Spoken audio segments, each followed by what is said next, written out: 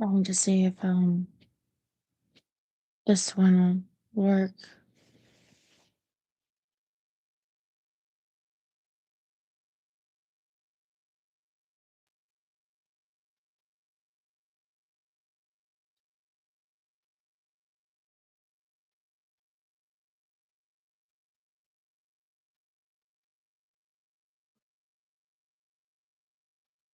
I was just trying to say like today, you guys know I'm um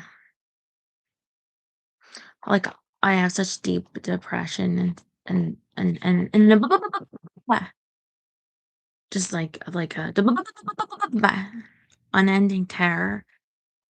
I could just be like walking into a room to throw something away, and then suddenly my my head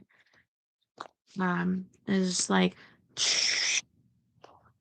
um it's like there's so much internal pain that even if I can't say I'm doing nothing, I'm just trying to do something which is to clean. um I can't avoid how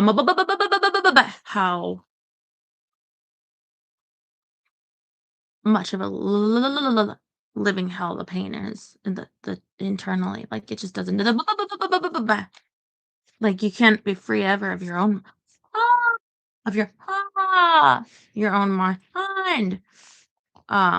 And so the torture doesn't ever like actually stop. Even when you might think for a second it lets you go because you're just trying to walk across the room to throw something, but you're not. You're never free. Um, so this morning I was trying to zip this up. I think um um comment like the other day too.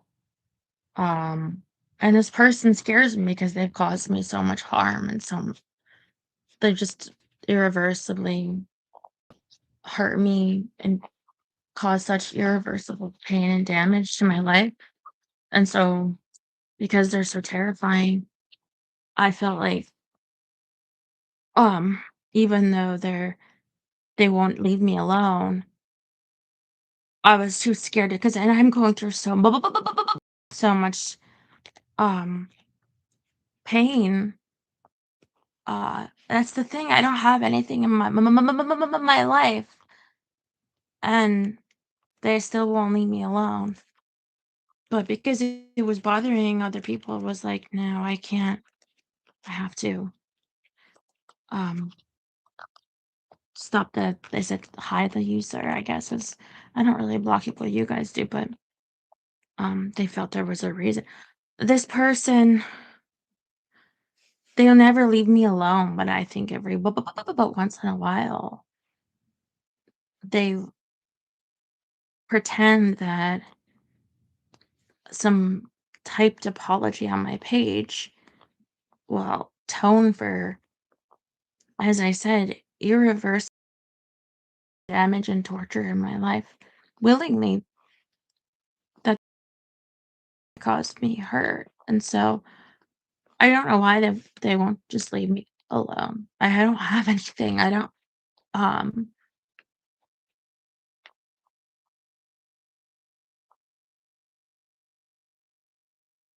sorry,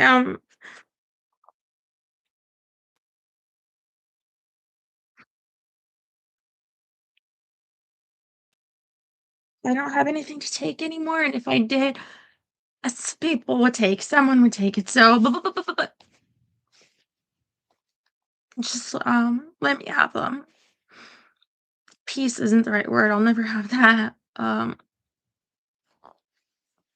Somewhat less than it could be. Pain, I guess. Anyway, all right. So we left off. TJ Louise was this is I think was it 2 years earlier, 73. Yeah, winter 73, and Louise is staying at TJ's. Was it a week or so there? And TJ, so they were playing cards together, and they would talk a bit, and she said that TJ would talk about her father, Vic, and so we're gonna think learn a bit about that now. There's a sweater that I got in the garage, and these are red shorts. These like bows, but I like the shoulder pads out. But if you have a sequin, sometimes your hair can get caught in it. Um, but I'm just laying down. Anyway,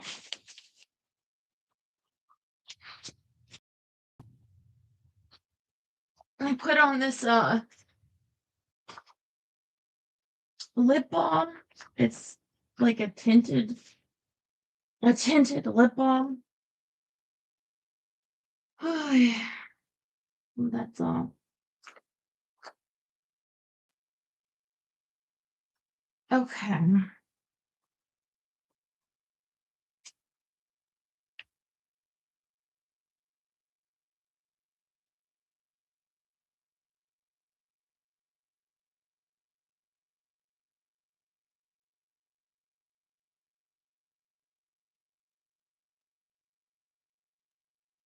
Of all the stories she told, the ones about her father brushed closest to revelations about the Vans themselves, because they often involved Vic correcting or preventing some act of mismanagement of the estate itself. But she never used their names. Louise noticed, in fact, TJ seemed to prefer to pretend that they did not exist. Every evening, TJ had exactly 1/4 tumbler of rye whiskey. She always offered some to Louise. The first 3 nights she declined, still feeling too raw, but the fourth night she accepted. One thing she admired about TJ was her moderation when it came to drinking. Always the one small glass and no more. She made a note to adopt this habit of TJ's in the future. When she had her own home, if she became a mother, if she drank at all, this is how she would drink. The night Louise took a glass of whiskey into her hands, it loosened her tongue, and she spoke freely, veering into territory she had so far avoided. Do you have a boyfriend? She asked TJ, who laughed into her glass as she said no. You're smart, said Louise. Don't ever get one. I won't, said TJ. Promise. With one finger, she drew a little X across her chest.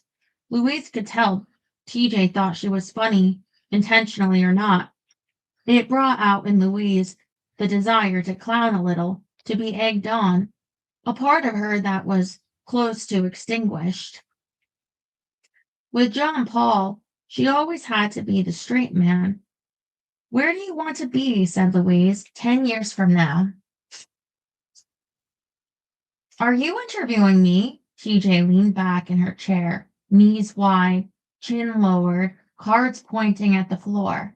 Yeah, said Louise, and repeated the question, this time holding an invisible microphone in her hand, which she then swung in TJ's direction. All right, said TJ. She put her hand of cards face down on the table. I'd like to be up north. I'd like to be living off the land. I think I'd like to try that for a while. By yourself? Said Louise, into her invisible microphone. TJ nodded. In a house, a tent, a cave? TJ was laughing now. Put your microphone away, she said. Louise shook her head. I'm afraid I can't, ma'am, she said. My producers won't allow it. Who are your producers? Mike and Chuck. Louise picked up the nearly empty glass of whiskey in her unoccupied hand and finished it off. She wanted more. Something was happening in her belly that she recognized as desire. It startled her. She had never wanted a woman before, not really, but TJ was registering to her as something different from a man or a woman, something altogether separate from those terms. She had an interesting face, high cheekbones, and full lips, and a strong jaw. She had broad shoulders and a thin, tall build. How old was she, based on the picture she produced? And some math, late 20s most likely, maybe 5 or 6 years older than she was, older too than John Paul. All right, said TJ, I'll talk, but this is off the record. She stood abruptly and walked toward the kitchen, speaking as she went. I've got a cabin on a lake up north, inside the park, said TJ. She opened and closed a cabinet, returned to the living room with the bottle of whiskey, which she poured for herself. It was the first night she had any more to drink than her quart glass, but it did not alarm Louise. Instead, it enlivened her, sent a little shiver of energy up her spine. She held her own glass out for more. My people built it a long time ago. Been in the family since, said TJ. She walked to the wall where the map of the Adirondack Park had been hung. She pointed to a little lake 50 miles to the north, a tack marked in the spot. Then she returned and sat down in her place across from Louise, left the whiskey on the table between them. We used to go up there twice a year for hunting, me and my dad. It's not much to speak of, but it's got 4 walls and a roof and a stove for winter. You can only get to it by canoe, and first you gotta portage the canoe through a mile-long trail that's gotten pretty overgrown by now. It's on an island, said Louise. TJ nodded. Why'd they build it on an island? Good fishing, said TJ, and a good vantage point. Against the Indians? Louise had heard stories most of her life about the Algonquins and Iroquois who came through the region for hunting. None of them had permanently settled and farmed the Adirondacks. Europeans had been the fools who were first to do so, lured there by overcrowding in New England and a government lie about plentiful arable land. No, said TJ, looking at her strangely, for hunting. Louise tried to imagine what edible animals there would be on an island. There's a deer population that goes back and forth, said TJ, reading her mind. They're strong swimmers, and there's waterfowl if we get hungry enough, but mostly we just fish. Who is we? Asked Louise, and seeing TJ's expression shift, immediately regretted it. She'd been thinking of her dad, remembering the trips she took once with him before his stroke. TJ sipped her whiskey. She never grimaced. Louise noticed. She held the liquid in her mouth a while before quietly swallowing it down. Well, TJ said, I guess I better get to bed. No, said Louise. TJ raised her eyebrows. Will you stay up a little longer? Said Louise. I've still got a full glass. TJ nodded. Her eyes stayed on Louise's for a moment until she stood up, breaking their gaze. She strode to the kitchen, ran the tap, added water to her whiskey. Then she turned and leaned against the kitchen counter, far from Louise but inside of her. On the rare occasions that Louise got drunk, or even tipsy, she became aware of her own appearance in a way that was exciting or unsettling, depending on her company. Her body and face were sometimes assets and sometimes liabilities. That night, she was glad for them, despite the black eye, or because of it, of TJ's gaze on her. Over the rim of her cup, Louise was behaving irresponsibly, she knew, but that night she had an urge to do what she was not supposed to. Louise stood and stretched, allowing her shirt to rise up on her waist and walked in. TJ was right next to the sink, and she did not move when Louise approached. I should get some too, said Louise. She let cool water run into her cup and then let it run over. Her side was next to TJ's side. She turned and leaned against the counter, also too close to TJ to pretend their proximity was accidental. Their flanks and arms were touching. Louise, said TJ. She shook her head, looking down at the floor. What? Between them was an electrical current, a buzzing sensation making its way back and forth between their bodies. Louise could feel it. She was certain, without knowing why, that TJ could feel it too. They were animals, Louise thought, and it almost made her laugh. Humans were animals. They had the same instincts, the same ability to communicate beneath and apart from language. Louise turned her body so she was looking at TJ's profile. She put all of her back. It was the first gesture she made that left no room for doubt. I employ you, said TJ. I am your employer. Louise said nothing. Abruptly, TJ moved away from the counter and walked down the hallway. She poked her head into her father's room, checking on him, and then she continued and closed the door to her own bedroom. The lights went off. Louise lay on the sofa, watching the last flames of the fire die out. She closed her eyes tightly. She was trying not to cry. If she was lucky, TJ would let her forget how foolish she had been. There were only embers left behind the grate now. Soon the room would be full dark, and then it would be morning. Next chapter, Louise, winter, 1973. TJ never spoke of that night again, letting Louise's face heal. Returned to the Garnet Hill Lodge. In mid-spring, she got a call from TJ requesting confirmation of her participation in that summer's camp session, which she was happy to provide. The only difference from then on would be that TJ would invite her in for talks in the direction from time to time. Whatever crush Louise had on her diminished in some ways, and in others grew stronger. In TJ, she saw two dueling forces, anger and the power to control it. Against her better judgment, she found them equally attractive. Well, I guess TJ did her. I don't know, seemed to care for her. I guess that'd be attractive, but maybe you break up with your a boyfriend first, but no.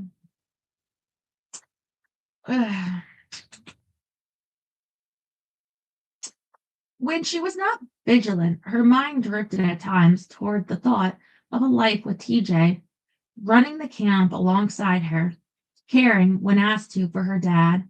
There were two women in Shattuck like this, Louise thought, two former professors who had set up a home just outside the town. One wore her hair in two long gray braids. Louise saw her sometimes at the grocery store. No one asked them many questions. No one talked about them either. But any fantasies Louise had about this life were short lived because coming in from dinner one day at the lodge, 2 weeks after the incident with John Paul, Louise was handed an envelope by the man who staffed the reception desk. She waited until she was back in her little room to open it. There, she sat on her hard twin bed and read through a letter she'd known was from John Paul the moment she'd seen it. In it, he begged her for forgiveness. I haven't had a drink since that night, he said. I can't believe what I did. My mother would be so ashamed of me. I want to do better. He ended by asking if he could see her to apologize in person. He understood if she never wanted to speak to him again. But he had to ask the question at least, he said. At the bottom of the page, he'd drawn an arrow. She turned the letter over. P.S. He wrote, "Don't worry, I didn't tell anyone anything." Louise put the letter down on the bed. She wouldn't respond. Hopefully, that would be the end of it. One evening later that week, someone knocked at her door. She found one of the ski instructors on the other side. Look was on her face. "You've got a visitor," she said, "waiting in the staff lounge for you." John Paul was alone when she entered. He was sitting at the round table next to the coffee percolator. He was on knees, one leg vibrating with nerves. When Louise entered, he sat straight up. He looked terrible, worse than she did. 2 weeks after the incident, her face had mostly healed. Her ribs and back no longer hurt, though. One large bruise still lingered on her flank, light purple now. John Paul, on the other hand, had dark circles under his eyes. His hair was a mess. "Oh, God," he said upon seeing her. He put his face in his hands. The action reminded her of her brother Jesse when he was trying not to cry, and sure enough, when John Paul removed his hands, tears were running openly down his cheeks. He took his glasses off and wiped his face. He stood up, and Louise flinched, positioned herself behind a chair. She had left the door open intentionally. She glanced back over her shoulder, wondering how loud she'd have to yell to get any. But John Paul, perhaps, sensing her, back down slowly. "Can we go somewhere private?" he asked. "No," said Louise. "Can we sit down at least?" Reluctantly, she pulled out the opposite chair. Mainly, he said what he'd already said in the letter. He added that he'd gone to a meeting, a program called Alcoholics Anonymous, something she'd vaguely heard of. She couldn't remember where. He went on, "She was the best part of his life. He respected her more than anyone else he knew, more than his own family. He liked her self-sufficiency, her enterprising nature. He thought she was smarter than any girl he knew. He wanted her to give him another chance. He was begging for it. They'd start slow, he said, but he was serious about her. His plan was to marry her. Together, he said, they could have the sort of life that would have meaning and value. They could have children together, a nice house. Her brother, Jesse, he said, could come live with them. She wondered for the first time if he'd ever read her journals. His articulation of her secret hopes was so precise that it startled her. "You don't have to answer me now," said John Paul. "All I'm asking is that you think it over." Louise was silent. "We could have a good life together," he said, at last. Then he stood, shoulders and head low, and lifted two paper bags from their place on the floor beside him. "Here," he said, "I brought you groceries." He closed the door gently behind him on the way out. God damn, 3 beautiful oranges. There was a loaf of bread and butter packaged in a way seen before, and a tall container of milk, and there was a cake, a whole bud cake in a white box. She was hungry. She pulled off a piece of the bundt cake and sat there chewing it. She looked sideways at the sink and 2 hot plates that constituted their shared kitchen. She could make a feast for the other staffers at the lodge, but she was off that night and she had a better idea. Her mother's house was a white rectangle, small upstairs, small downstairs. When she arrived at 6:30. Through one first floor window, she saw the blue flicker of the TV. Through one second floor window, she saw a small lamp turned on. Jesse's room. "Oh, thank you, Jerry." Inside, she put the groceries on the kitchen table. 10 minutes prior, she'd had to stop short at an intersection, and in doing so, she had sent the shrimp scattering out of their wax paper and onto the salty floorboard of her. She had thrown it into park and scooped them up, knowing she'd still cook them. Jesse had never had shrimp in his life. Now she ran water into a large bowl and put the shrimp in there to soak. As she worked, she realized that she smelled something. She followed the scent around the central stairs, passing her mother on the way, asleep in her recliner, and then ascended. Please, not that, she thought. She opened Jesse's door without knocking. He had heard the front door. He had opened a window and hastily put away whatever he'd been smoking, but he was looking at her, guilty, his eyes stripped of their usual curiosity, narrowed instead by the chemicals now swimming in his bloodstream. Where is it? Said Louise. What? Said Jesse. Don't lie to me, said Louise. Don't ever lie to me. I'm not Mom. I'm on your side. He said nothing. He was sitting on his bed, his arms hugging his knees. Oh, thank you, Rob. Thank you for the rose. Louise looked in the little trash bin next to his desk and found it immediately. A poorly rolled joint, hastily extinguished, still warm to the touch, still capable of setting the contents of the bin on fire. Idiot, said Louise, a word she regretted immediately, because when she looked back at her brother, he was crying. Oh, God, Jesse, said Louise, and she just rushed to him, sat down next to him, clasped him to her. Jesse, where'd you get that? He shrugged. She pushed him away from her, held him by the shoulders. His face was red. He held out one hand and placed the back of his two fingers to her left eye, the hurt one still faintly bruised and swollen. It was only then that she remembered that she too had something to explain. Come on, said Louise. She's sleeping. Downstairs, she sat him at the table and gave him a tall glass of water. Drink that, she said. Then she began to cook. She put a pot of water on to boil the broccoli.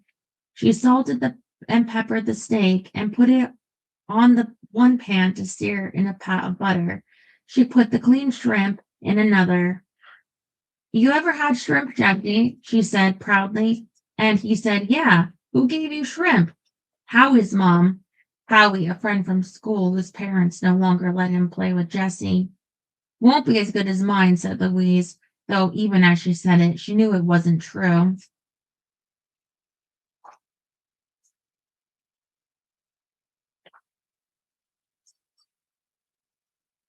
The wacky carpet. Look, it was the 70s.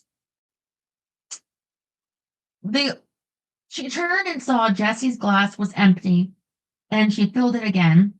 The only good thing about a 9-year-old boy being stoned was the pleasure he took in eating the food she made for him. 9?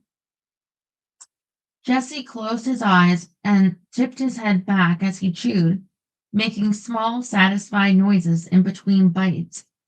He'd gotten even skinnier since the last time she saw him, and the quick inventory she'd taken of the kitchen told her why. How long have you been smoking dope? Said Louise. Not long, said Jesse. Month or two. Where'd you get it? Kid at school. Do I know him? No. How old is he? Not sure. 8th grader. Do I know his parents? No. He's from Minerva. Louise chewed. The steak was delicious. She was glad not to have ruined it. Jessie, she said, how did you afford it? You're not selling, are you? She asked. No, said Jessie. No, Louise, I swear. She believed him, for now. Jessie was shy to the point of incapacitation. She couldn't imagine him in sales of any kind, but the thought of an 8th grade boy giving him anything for free, that didn't sit right with her either. There was a noise in the hallway then, and they both looked up.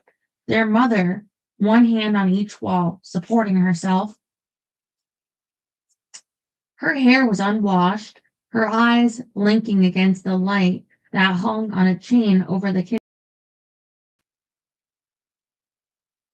Face pallid, downturned, she came toward them slowly, propping herself up with the countertops now, and then veered toward the cabinets, which she opened one after another, looking for something to eat.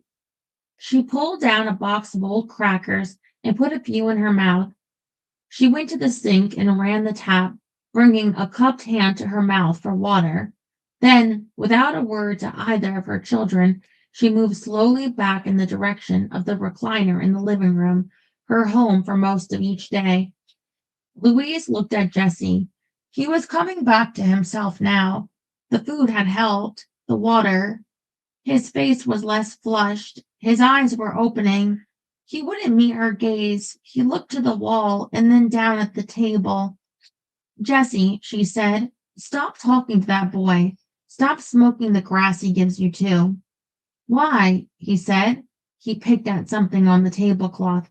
Because I'm going to bring you to live with me, she said, and I can't do that if you're incarcerated. When? Said Jesse. Pretty soon. How? Said Jesse, incredulous. There was a long pause while Louise considered saying it. She couldn't take it back if she did. She had always tried her best never to give her brother false hope, to keep every promise she made. Unlike the rest of the adults in his life, she lifted a shrimp from her plate. She took its tail off, prodded at its translucent skin, deveining it. John Paul at a restaurant had been the one to tell her what the vein really was. She chewed. I'm engaged, she said. Jesse looked at her. To John Paul? He said. Who else would I be engaged to? Jesse would not meet her eye. Jesse? Said Louise. Jesse stood still, brought his plate to the sink. Well, aren't you going to say congratulations? Congratulations, said Jesse. And then he walked out of the kitchen, leaving Louise alone. Promise me, Jesse, said Louise, calling after him. No more pot. But she could tell that any authority she had once had with him was diminished or lost entirely. All right, part 6 is titled Survival. But the next chapter is Judita, and this is now day 2. And this is the first time that day 2 is an option for chapters. Okay. Her alarm is sounding. Judy opens her eyes, then closes them again. Just for a moment, she thinks. For Christ's sake, Judy, comes the cry from the other room, her brother incensed. It's 4:30 in the morning. Her day begins. She needs to move out. She knows this. She has the funds. She just needs the guts to tell her parents she'll be breaking an unspoken rule. Among the Polish families of Schenectady, New York, a girl who moves out of the home before marriage is odd at best, a scandal at worst. Last year, with her own money, she purchased a green VW Super Beetle with a sunroof. It was expensive and impractical, her father said, but it gives her a feeling of independence, and it has a nice radio, an upgrade she's now glad she insisted on. It keeps her awake for the 2 hours of her commute to the preserve. At 7, when she arrives, she finds that she's beaten Denny Hayes to work. Technically, B tour starts at 8 a.m., which means she has an hour to prepare for the day. A trooper dozes lightly in a folding chair outside the director's cabin, now the command post. Judy puts her hand on the raw iron handle, depresses it, and opens the door before the trooper opens his eyes. Morning, Judy says. Oh, says the trooper, roused. Overnight, the command post has established. The existing furniture has been cleared to the sides of the room or pushed into the kitchen. A few folding tables and chairs have been brought in their place. A large chalkboard on wheels is pressed against one wall. On it, someone has drawn a chalk line down the middle. On the left of the line, at the top, is written Bear Van Lair. On the right of the line, Barbara. For a while, Judy stands in the center of the place, turning. The walls are decorated with small prints of dogs undertaking various human like pursuits, playing poker, hunting, and courting one another. The pictures have wrinkled and withered from their long battle with the dampness of the lake adjacent air. The whole house looks as if it was decorated carefully and thoughtfully 30 years before, and then never once touched. A time capsule from the Second World War. The only framed image that isn't dog related is a map of the Adirondack Park.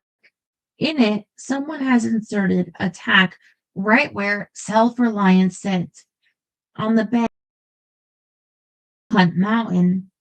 A filing cabinet by the BCI, she guesses, sits in a corner next to a few crates of folders, paper, pens, and bankers' boxes.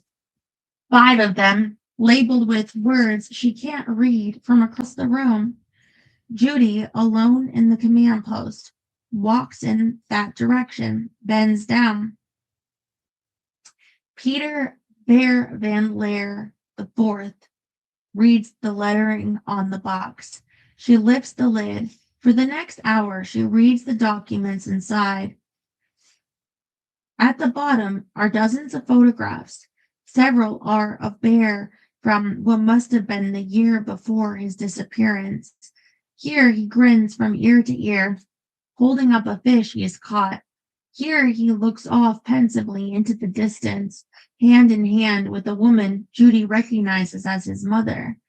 Against her will, Judy finds herself fighting tears, swallowing the tight knot forming in her throat.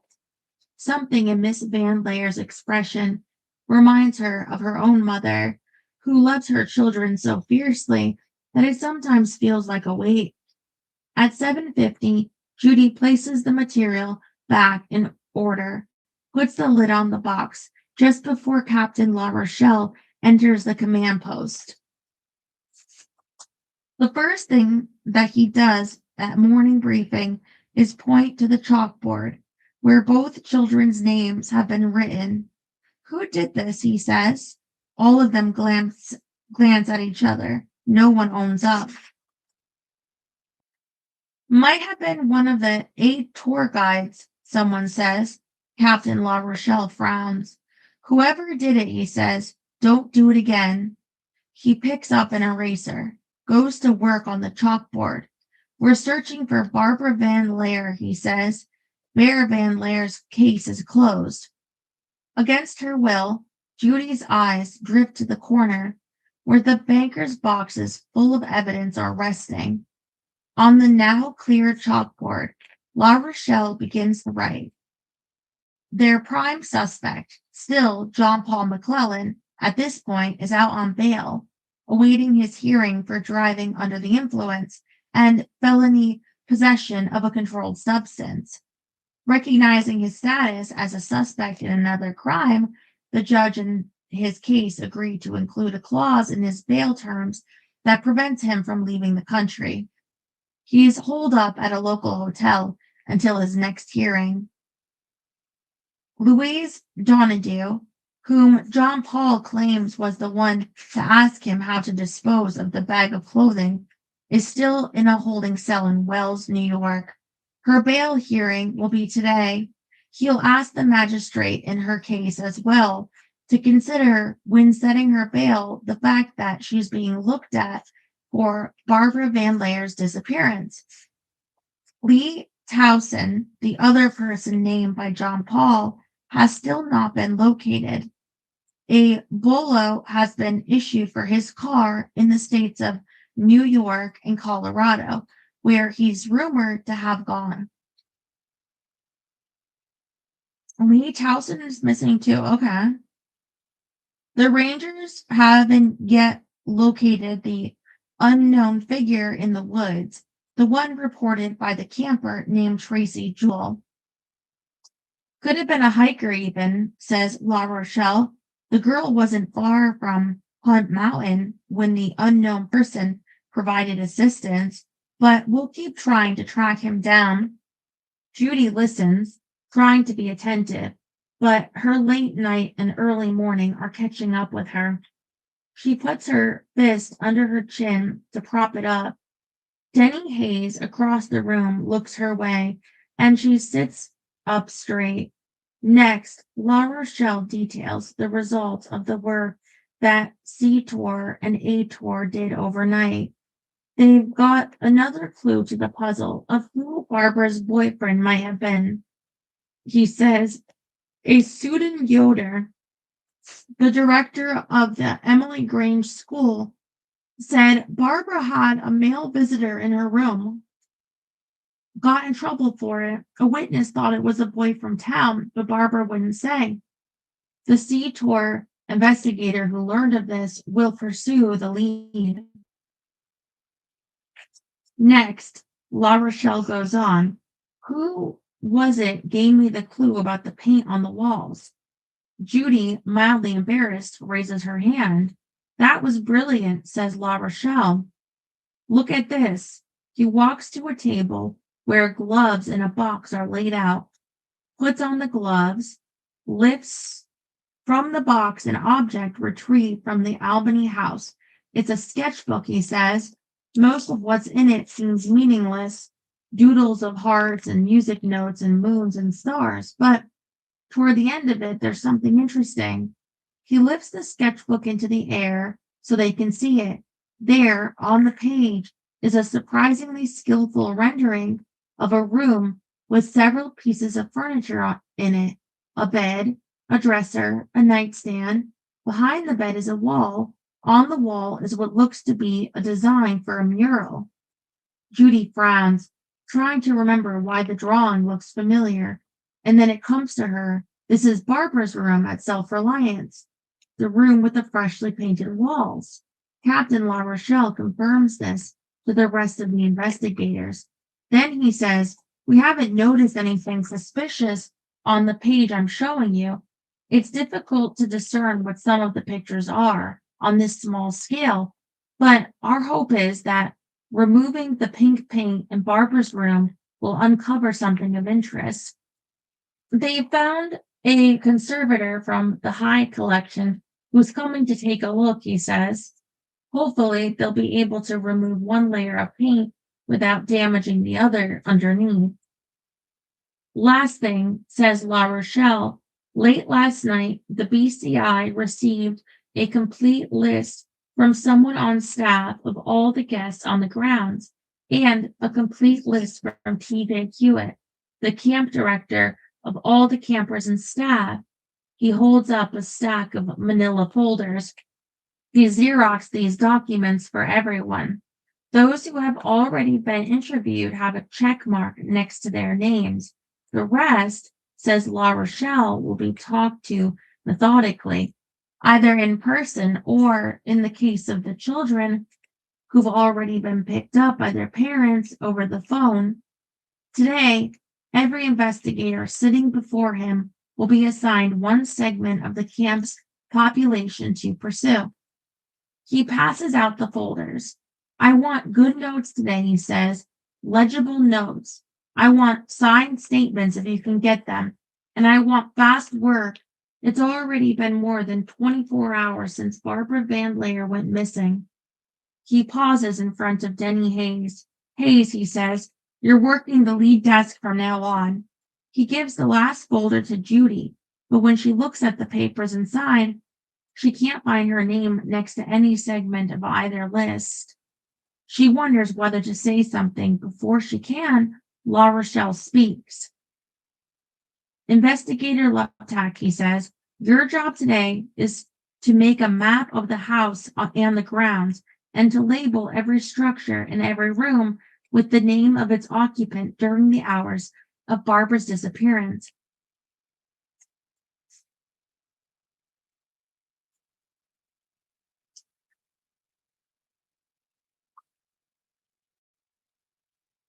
Denny Hayes catches her eye before she leaves the command post. Hang on, he says. I'll walk with you. Together, they head for Self-Reliance, Judy's new possessions tucked under her arm. She drags her feet just slightly. He glances at her. Tired? Says Hayes. No. You don't have to get here so early, he says. No one's giving you extra points for that. Okay, she says. You live with your folks, you said? I do. Whereabouts? She hesitates. She's never actually told any of her new colleagues how far she commutes. And she's worried that revealing the gravity of the situation will make them worry about her ability to do her job. She settles on an answer, Schenectady, but I'm in the process of moving. Denny whistles, Schenectady? No wonder you were falling asleep in there. I wasn't. Judy hears the defensiveness in her tone, starts over. I'm all right. I've never needed much sleep. Denny looks skeptical. Okay. They walk in silence for a moment, and then Judy asks Hayes something she's been wondering since their morning meeting. How'd McClellan get released before the counselor did? Louise asked Judy, and Denny says, how do you think?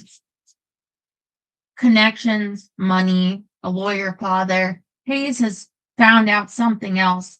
In addition to serving as chief counsel for the Van Layers Bank, McClellan Sr. is, in fact, the attorney who personally represented the family during Bear Van Layer's disappearance in 1961.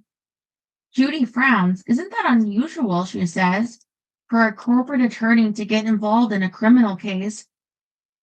Hayes shrugs. People are legally allowed to be represented by whoever they want. I've seen some represent themselves, he says, the arrogant ones. Both of them look up toward the great house ahead of them. Then Hayes says, who do you like? Who do I think did it? Yeah, she thinks. McClellan. He's my guess, too. She'd had less than an hour to look at the 1961 Van Layer files before Hayes arrived at the station, but it was enough to pique her interest on one point. I was wondering something, she says. She stops, rephrasing. Yesterday, when the investigator asked about Jacob Sluter, yeah, well, I looked through the Bear Van Layer files this morning, and I saw he was considered as a suspect in that case, too. Hayes stops walking, and Judy faces him. Just seems like a coincidence, she says. For a moment, Judy thinks Hayes is going to dismiss her. What was it La Rochelle said the other day? Don't look for a zebra. But instead, Hayes sighs. It does, he says. I've been thinking that too. Then he says, between us, I'm the one who pulled those files on Bear, the ones you were apparently looking through. I'm the one who wrote his name up on that board, and I think La Rochelle is completely wrong, completely out of line to consider Bear's case closed. All of us in that room, except for La Rochelle, are thinking the same thing. Judy looks at him. Why do you think La Rochelle's thinking differently? She asks. La Rochelle was a lieutenant on that case, says Hayes. He was the one who pushed the theory the family and the press ended up buying. Solving the Bear Van Layer case ended up being career-making for him, led directly to his promotion to captain. He probably doesn't want to see that, says Hayes. The Van Layer family's happy with the outcome on that case. As in, they think they got it right, the right guy. They're at peace with it, you know? It's hard to go back on that. Judy nods. She gets it, sort of. But if she were the Van Layers, she would want to know the truth. She says as much to Hayes. They're a strange family, he says.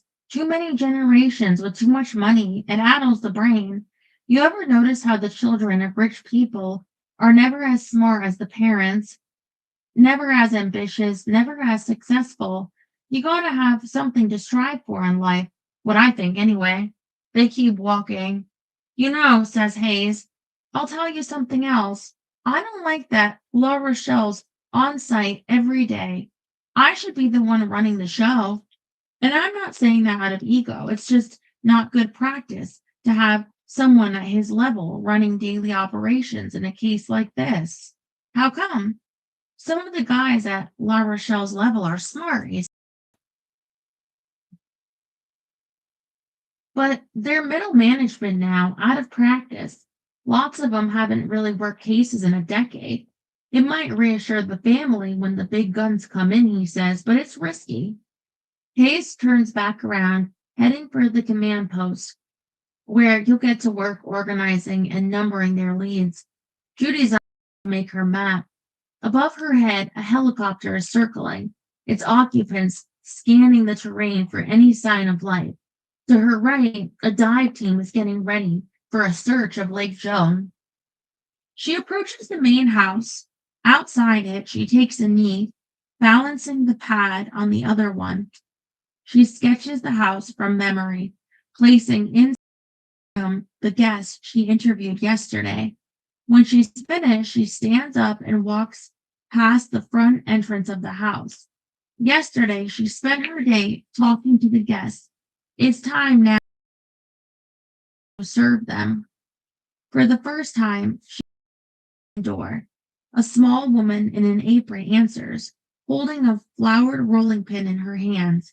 Good morning, says Judy. The woman wipes her hand on her apron slowly and says nothing. Are you all right? Says Judy. Are you a police officer? The woman asks. Investigator, says. I'm Investigator Luptak. But, says the woman, with the police? Judy nods. The woman walks back toward the counter, sets the rolling pin down. Do you have a moment to talk? Says Judy. Again, the glance around. I do have a moment, says the woman lowly. Only it has to be your idea to talk, not mine, and it can't be in here. Judy leads her through the kitchen door, stops near the side of the house. Keep going, the woman whispers. The windows are open. They walk 20 paces more, and they are right at the edge of the lake. Then Judy takes out her notepad. Above them, the circling helicopter has begun making announcements over its loudspeaker. Barbara, your parents miss you. Barbara, move to a clearing. Barbara, get to high ground. Barbara, yell if you hear this. The sound makes her shiver. The woman looks at her unexpectedly. Aren't you going to ask me questions? Oh, says Judy. Name? Jeannie Clute. Date of birth? June 12, 1947. Occupation? This gives her pause. Temporary cook at the moment, she says. Prior to that, homemaker. Judy glances up.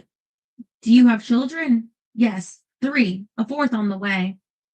Judy glances down briefly at the woman's still flat stomach.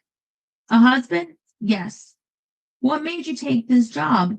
The woman turns her face away. Suddenly, tears come to her eyes and spill over. She wipes them, angry. Foolishness, she says. I was wrong to take this job. Judy pauses. A sensation is beginning in her lower belly that she's never felt before. Some feeling that one piece of a large puzzle is about to fall into place. Why not, she says. They're bad people, says Miss Clute. How so? They let the wrong man take the blame when their son disappeared, she said. They let his name be ruined. She's finished crying. A hard look has replaced her tears, and she looks into Judy's eyes with conviction. What's his name? Asked Judy. Was, says Miss Clute. He's dead. What was his name? Stoddard, says Miss Clute, same as mine. Judy's mind works. It's a name she's known from the banker's box she went through earlier this morning. Carl Stoddard was your father. Oh, Carl. Judy writes in her notepad. Truthfully, she doesn't know what words she's forming there, but she needs time to formulate her next question carefully to avoid frightening her off. Clute's your married name, she says. The woman nods impatiently. She's looking back at the house now, growing nervous, waiting to be noticed. Do they know you're a starter? Judy asks. God, no, says Miss Clute. Why did you take this job? She shifts. Desperation, she said. Mouths to feed. You heard the shirt factory closed? Judy hadn't. She doesn't know what shirt factory Miss Clute is talking about. Still, she nods. Well, there's no other work in Shattuck, Miss Clute, and where would we go? Does the rest of your family know? The Stoddards, I mean? Miss Clute nods. My sisters understand, she says, but my mother isn't speaking to me. Said the whole family was rotten, that I'd regret it. Miss Clute looks out at the lake. Turns out she was right. Miss Clute, says Judy, do you have any idea where Barbara Van Laer has gone?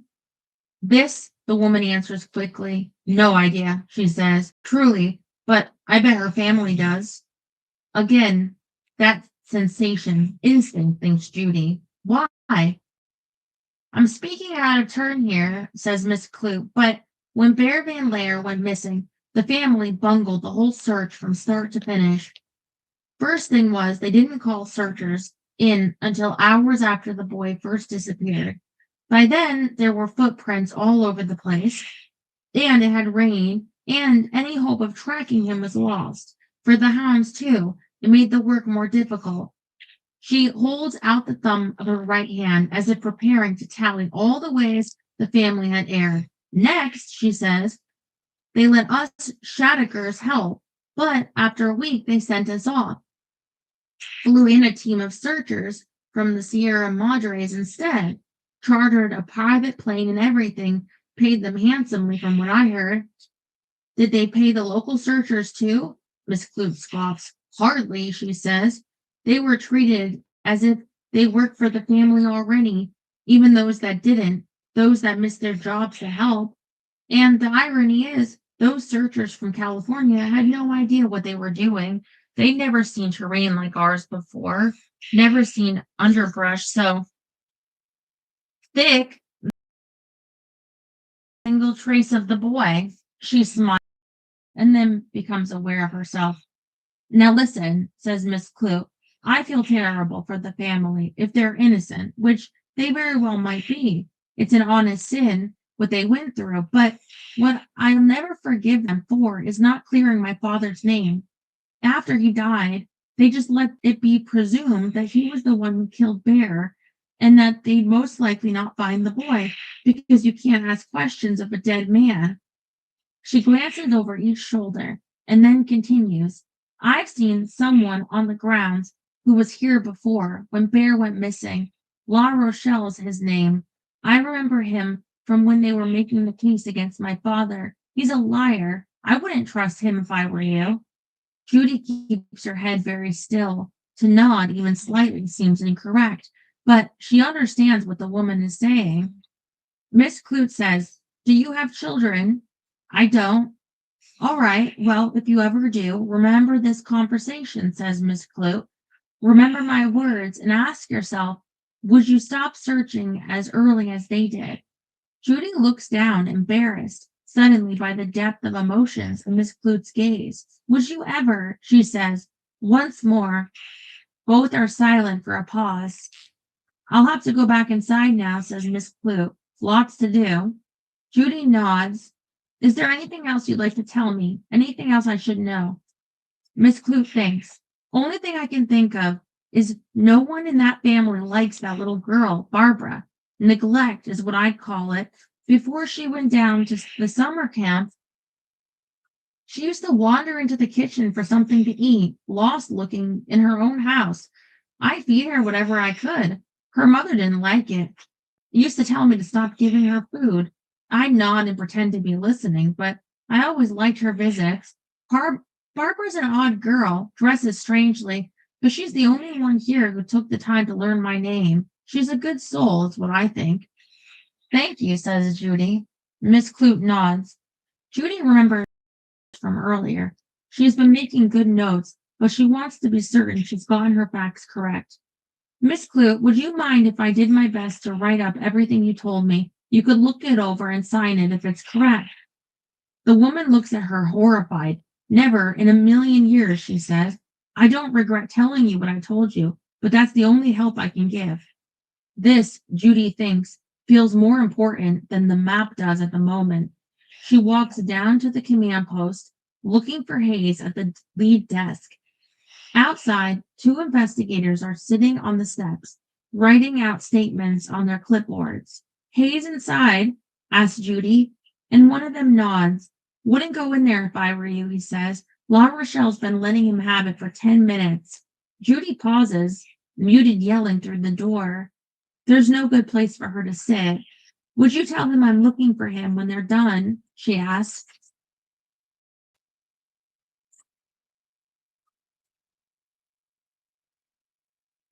Sure, honey, says the other, not looking up. I'm Investigator Luptak, says Judy. Great. While she waits for Hayes, Judy wanders the grounds of Camp Emerson, doing the work that La Rochelle assigned her that morning. She brings her pad of paper and her pen with her. She stops in front of every building she can spot, sketching its footprint. As if from above, she labels the ones whose use is clear. When she's finished, she turns northwest toward a set of farm buildings that are no longer in use. They've been searched thoroughly, she knows, and to the best of her knowledge, they aren't used to house anybody. Still, with nothing else to do until Hayes and La Rochelle are finished, she walks in their direction, pad of paper tucked under her arm. There are 4 structures. Judy knows nothing about agriculture, but one seems to have been a dairy barn. Its large doors open to the air outside. Inside, the standing stalls have that animal smell, though they seem to have been abandoned long ago. Above the barn is a hayloft. A rickety ladder lets Judy climb high enough to poke her head into it, take in the remains of several hay bales standing against the walls. Still, she descends. Next to the dairy barn is a small building set up on legs, windowless. Whatever its original purpose, it has since become home to rusting farm equipment. She enters it only briefly, then moves to the building to its west. The interior of this third building, too, puzzles her at first. Its floors are concrete and angled downward toward a drain, perhaps, she thinks. This was where horses were sponged after exercise. There's a smell in here she can't identify, but it sets her on edge. Then she looks up. 5 metal bars run from one end of the ceiling to the other. From these bars hang dozens of hooks in straight lines. At last, the smell makes sense to her. This was a slaughterhouse. She stands there a moment, her body tense. Then comes the noise above her head, the sound of footsteps. The next chapter is Tracy, July of 1975.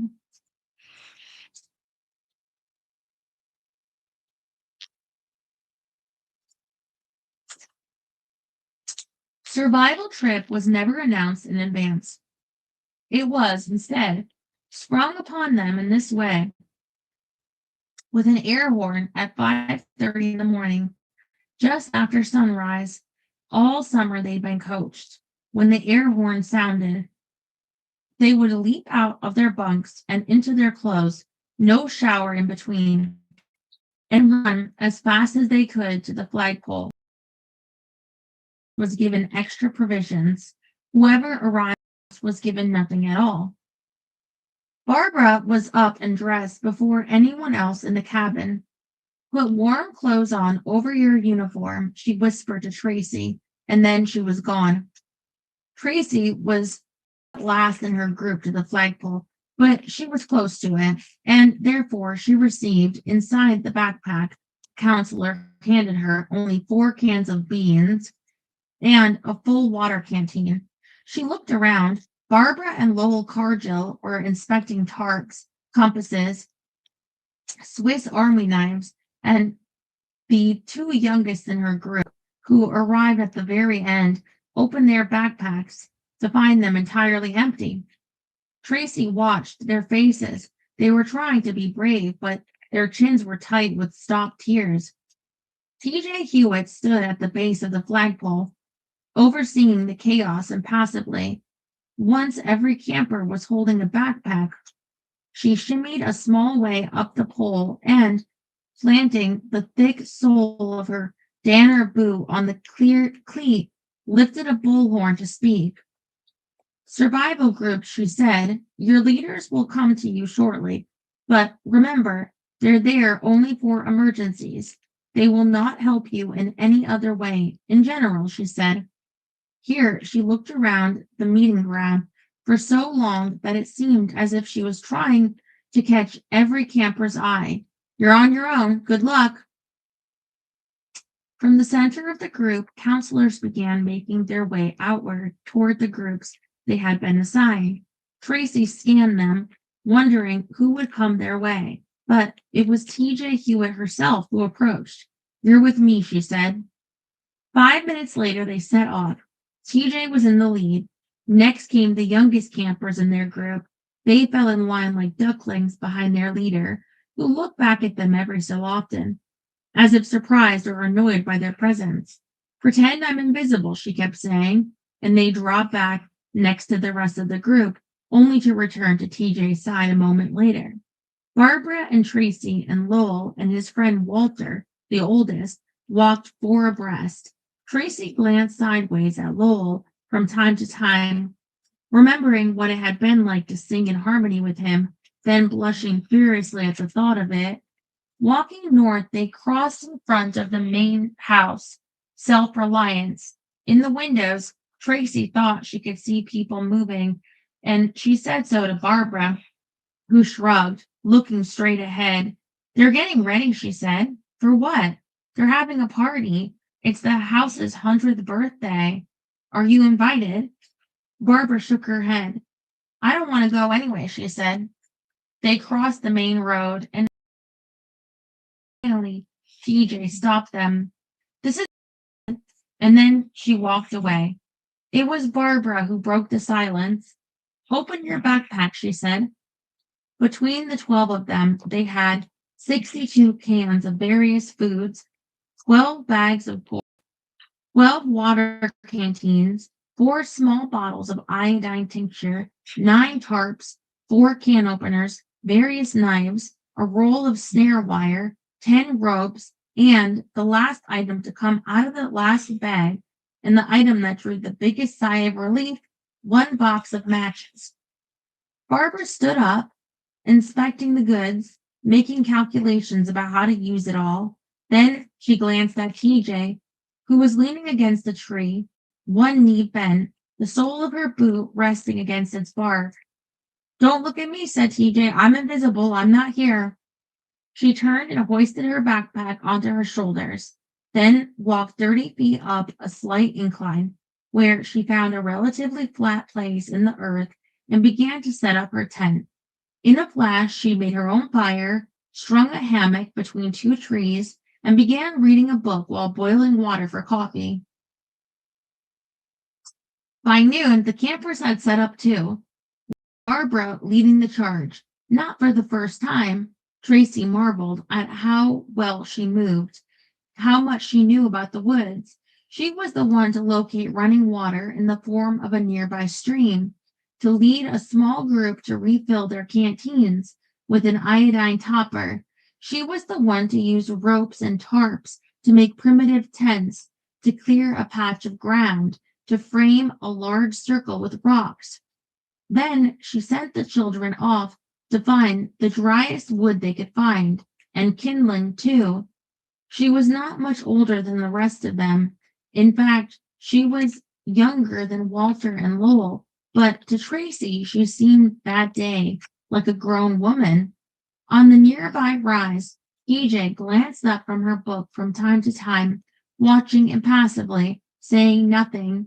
When she was not following Barbara's orders, Tracy sat on the ground and played a game invented by one of the younger children, a boy named Christopher, who seemed sweet-natured and sort of frightened. He was 8 years old, the youngest of the bunch, the youngest in the whole camp, he noted glumly. At night, after dinner, they told ghost stories, avoiding any mention of Jacob Sluter or Slitter, who felt too real to be fun. Lowell told the one about Scary Mary, the gray-haired woman, a favorite ghost on the grounds. Boy in my cabin said he saw her just the other night, said Lowell, until one of the younger girls began to cry, and Lowell recanted. They sang camp songs instead. And then Lowell sang a cappella a beautiful, mournful song about a sailor lost at sea. Something wild was happening. Tracy could feel it. Yes, TJ was just up the hill, but she was making good on her promise of invisibility. The children were in charge then, all of them, but Barbara the most. In the absence of adults, they came into themselves in a way that made Tracy proud. The tarp tents were assigned by Barbara. Tracy and Barbara would be in the first. Lowell and Walter would be in the second. The four youngest boys would be in the third. And they briefly protested the injustice of this. Barbara stared at them until they quieted, and the four youngest girls would be in. At 10 in the evening, it was chilly. That morning, following Barbara's instructions, Tracy had put on sweatpants, a long sleeve shirt, and a heavy sweater over her uniform before running to the flagpole. Most of the campers had also got that message from the counselors and friends who'd tipped them off. But Christopher, the youngest, was shivering in his shorts and t-shirt. Spying on him, Barbara stripped off her sweatshirt and tossed it to him. Put it on, she commanded. It looked like a gown on tiny Christopher, but he grinned inside it, comforted. There would be no sleeping bags on this trip. Not a single camper had received one. Part of their job was to survive with a certain amount of discomfort. Listen up, said Barbara. If you wake up in the night and see that the fire is getting low, it's your job to stoke it or load it with new fuel. Oh, thank you, Rob, the cactus.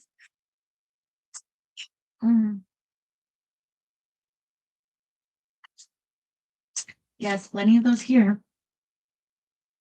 She paused to demonstrate to the point where the makeshift woodpile was. She wrapped it in the one remaining tarp in case of rain, but don't go wandering, she said. If you get lost in the dark, that's bad for everyone. She paused, thinking. Another thing, said Barbara, stick together. I mean, keep your bodies touching overnight. You'll be a lot warmer if you do. A few of the younger boys groaned.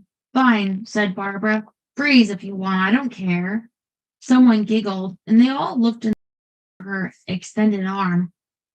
Christopher, the youngest, had curled up into a ball on the ground, his knees inside Barbara's sweatshirt. He was fast asleep. Barbara clapped. Everyone was not me, Tracy, Walter, or Lowell, she said. Go to your tents. Bedtime. The camp settled. Even TJ, up on her crest, seemed to have retired. She'd let her campfire dwindle, apparently warm enough inside the sleeping bag she'd packed. When the four oldest campers had finished tidying the site, Walter waved them toward him, toward the tent that had been designated his and Lowell's. I brought something with me, he whispered. In the dim light of the fire, Tracy could see the glint of his braces as he grinned. Inside the tent, they sat up in a small circle, shaking with cold. Tracy's teeth chattered any time they were not clenched. She could only imagine how Barbara was feeling, down one layer, having donated it to Christopher. Walter, a wiry, young-looking 14, apparently noticed too, for he removed the sweatshirt he was wearing and handed it to Barbara. No, said Barbara. Take it, said Walter. I've still got this shirt on. He pointed to the long-sleeved shirt he was wearing underneath. Besides, he said, I can just cuddle with Lowell tonight. and he slung an arm over Lowell, who grinned and shoved him off. What did you want to show us? Said Barbara. Walter removed his arm from Lowell's shoulders and lifted his remaining shirt. Underneath was a flask he had strapped to his flank. Tracy recognized what it was immediately. Her own father had a flask that he brought with him to the track. He kept it in an inner pocket of his jacket, nipped from it occasionally with no self-consciousness. Once, after a horse of his had won a race, he had offered it to Tracy, and she had been curious enough to take a sip. She still remembered the burn of it as it went down her throat. Impressive, said Barbara. Thanks, said Walter. He unscrewed the top of it and swigged. What's in it? Asked Barbara. Creme de menthe, said Walter. It doesn't keep track of. He passed it. Tracy took a small sip at first, and then a larger one. It was sweeter than what her father drank, and also more disgusting. She coughed. Shh, said Barbara. She grabbed the flask from Tracy and took a draught, wiping her mouth with the back of her hand. Within minutes, the tent had become warmer. Tracy grinned in the dark. All the worries she had ever had suddenly seemed several yards farther away. Barbara was to her right. Lowell was opposite her. Walter was next to him. Tracy inched her foot inside its sneaker, or inch inside her sneaker, in what she suspected was the direction of Lowell's, though she could not see. She was picturing what it would be his mouth on hers when her sneaker reached his, and it felt like putting a plug inside the socket. I'm bored. Let's play a game, said Walter. It's pitch black in here, said Tracy. She was thinking of cards or checkers or the pickup stick she had created for Christopher. Oh, thank you, Jerry. Oh, thank you. It's so nice what you wrote. Not like that. Truth or dare, said Walter. Barbara laughed softly. Tracy knew what this was only from books and shows. She understood it to be a game that people her age played at things like sleepovers, but the only sleepovers she had were with her cousins on her mother's or with Debbie Finley, a neighbor girl whose mother worked nights. Those sleepovers hadn't felt anything like this one. Part of the feeling came from danger. All of them, Tracy felt certain, had at the back of their mind the image of Jacob Sluter at the edge of the campsite, recently escaped, hungry and angry, but none of them would say his name. To say it felt disrespectful. And to Barbara, to the memory of her brother, the rumors that Sluter was somehow involved in his disappearance. I'll go first, said Tracy, feeling reckless. She put her hand out for the disgusting creme de menthe. Truth or dare, said Walter. The words felt like an incantation. Truth, said Tracy, drinking. Who do you like? Said Walter, and she understood immediately that she would lie. She thought about all the boys in her grade at her school in Hempstead. Philip D. Giacomo, she said, naming the boy who was widely considered the cutest. Oh, that's not fair, said Walter. Who do you like at this camp? Too late, said Tracy happily. Your turn. Truth or dare? Dare, said Walter. Tracy thought for a moment. She wanted her dare to be creative, to be funny. She wanted to make the others laugh. All right, she said. Walter, I dare you to walk up to TJ's tent and make bear noises outside it. The boys fell into quiet laughter.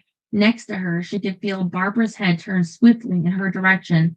That's not a good idea, said Barbara. Why not, said Lowell. That's hilarious. From Barbara, a long measured pause, and then, she's got a gun. The other three fell silent. She almost definitely has a gun, said Barbara. For what? Said Lowell. For exactly that reason, said Barbara, for bears and things. Or for Slitter, said Walter. There was a long pause. Do you think that's why they sent the counselors along with us this year? Said Walter. Because he's on the loose? No, said Barbara. I think it's just because so many parents complain. TJ says this generation is different from earlier ones. She says the parents are just more scared. More silence as the four of them considered this. Tracy didn't think her own parents would be scared, but when she remembered the mothers of the other girls in their pattern wrapped dresses, their Ouijans, she believed that they would be. Well, said Walter, not doing that. Any other ideas?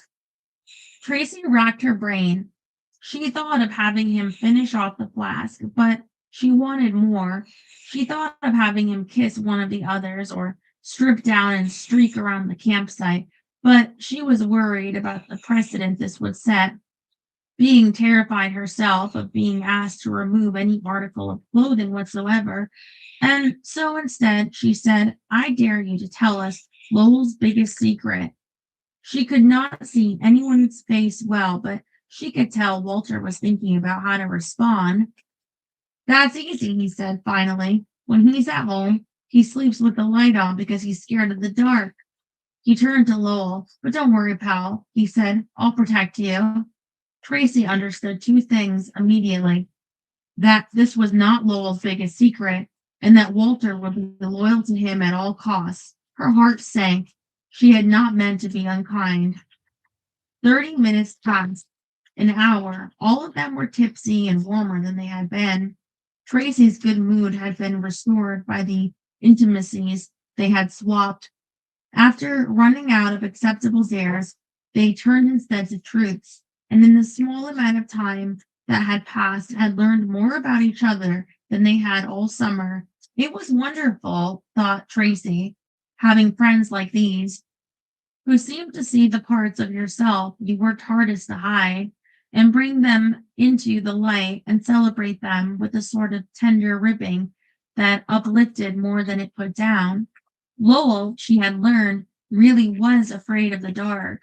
Lowell, despite his physical gifts, hated sports, to the horror of his football playing father. Walter was terrible in school, had something called dyslexia, had a father who'd gone to Harvard, and expected nothing less.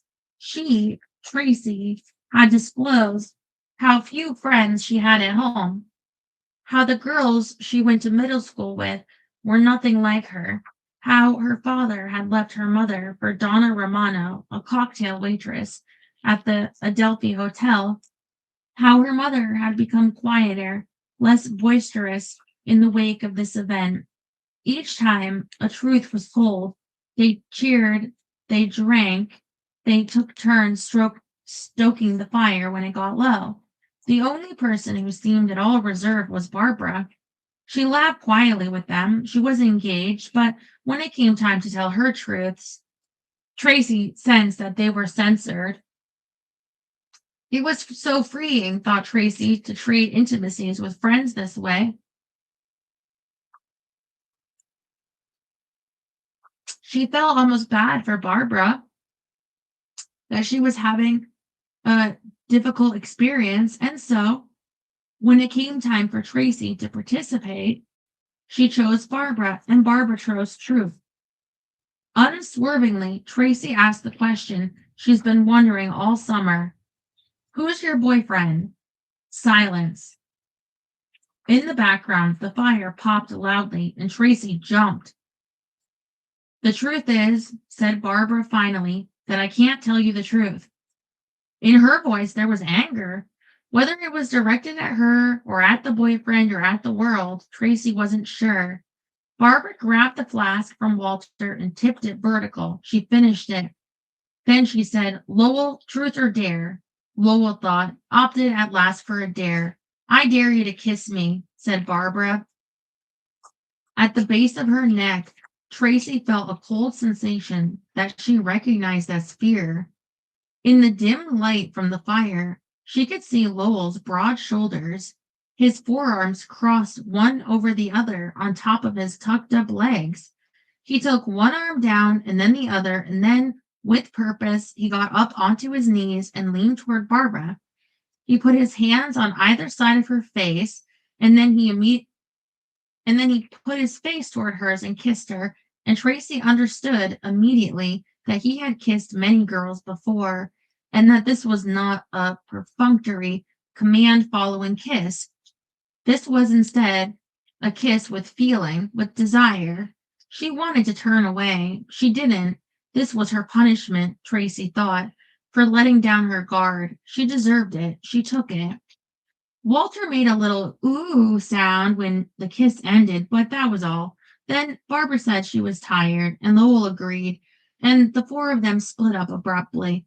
The boys to tend the fire one last time, the girls in the direction of their tent. Inside, Tracy was cold again. She shook. She turned onto her side, tucked her knees up into her sweatshirt, lay there curled up like a baby. After a beat, she felt Barbara move closer to her, and then Barbara put her arms around Tracy's side, hugging her from behind. Don't, said Tracy. I'm sorry, said Barbara. I don't know what I was thinking. I'm sorry, Tracy. She didn't want to cry, but suddenly she was crying. It was out of shame more than anger, shame for ever thinking someone like Lowell Cargill might possibly be interested in her. Don't cry, Tracy, said Barbara. Please, I'm sorry. Tracy closed her eyes. She was warmer now, at least. Barbara was correct that putting their bodies together was useful for retaining heat. Do you like him? Tracy whispered. No. Why did you do it? Barbara paused. I do bad things sometimes, she said. I have that problem, I think. What would be the worst thing I could do in this moment? And then I do it, almost like I can't stop myself. Against her will, Tracy understood what Barbara meant. She too had had those thoughts. The difference was that she was too afraid to act on them. She imagined that most people were. You should get that examined, said Tracy. And Barbara laughed a little. Tracy smiled. Despite everything, she liked to make Barbara laugh. Oh, I have, said Barbara. My father has made me see a shrink since I was 5. The same one? All different. Every year there's a new one. This year is Dr. Roth. I call her Dr. Sloth because that's what she looks like. She talks like one too, like this, said Barbara, and she did an impression of someone sluggish and dull. At least she's a woman, said Barbara after a beat. I like women better. Me too, said Tracy, though she wasn't actually sure that this was true. What does Dr. Roth think is wrong with you? Impulse control, said Barbara. I don't have enough of it. According to her, my father agrees. You don't get along with him? Ha, said Barbara, the understatement of the year. Is that why you came to camp this summer? Said Tracy. To get away from him? Partly. What's the other part? Barbara was quiet. To get away from all of them, she said. They're having that party this summer, and I just didn't want to be there for that. All their terrible friends. I don't like any of them. Tracy had another theory. Is it easier to see your boyfriend from camp? Barbara nodded. Tracy could feel her chin moving up and down against the back of Tracy's hand. Easier to sneak out, said Barbara. Up at the house, someone's always awake. What about your mother? This was the most they had ever talked about Barbara's family. Normally, she changed the subject. What's she like? Tracy said, pressing on. A pause. She is useless, Barbara said. She barely functions. What happened to her? Barbara's arms slackened a little around Tracy.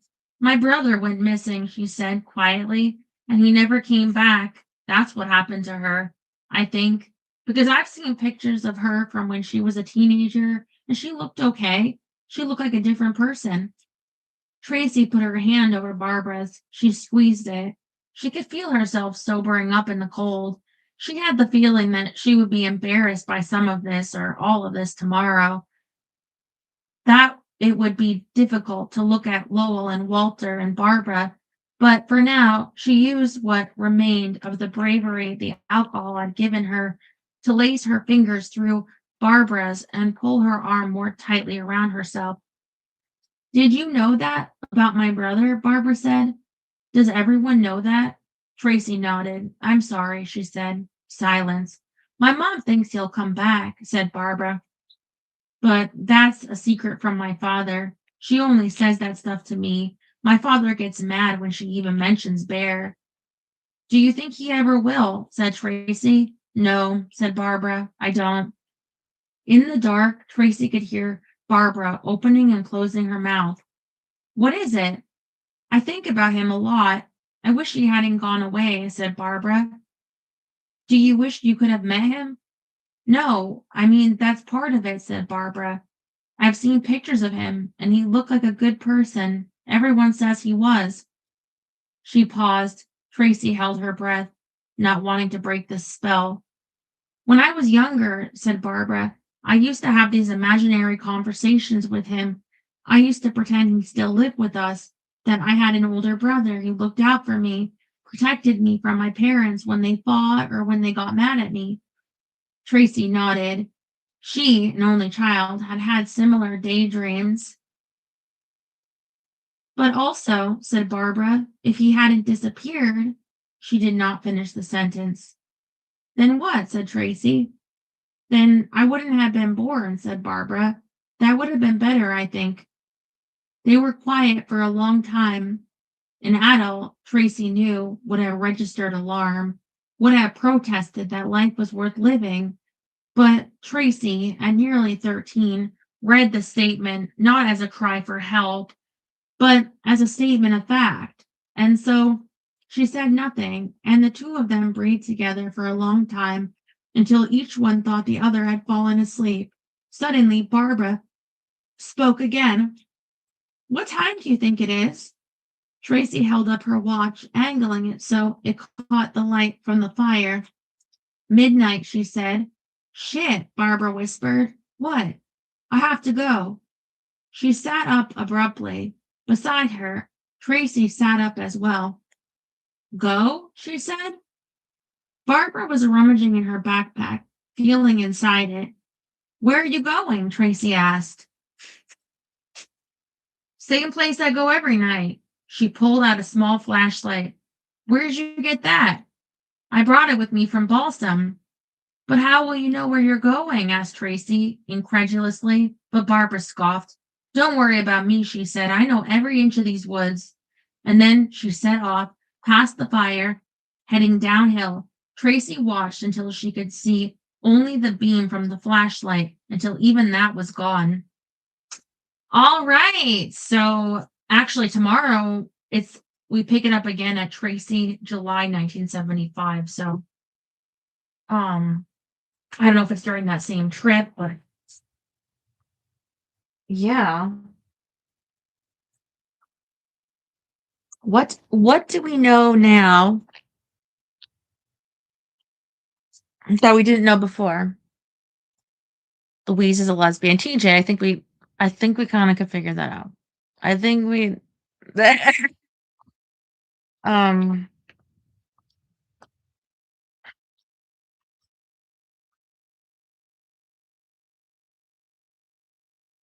that um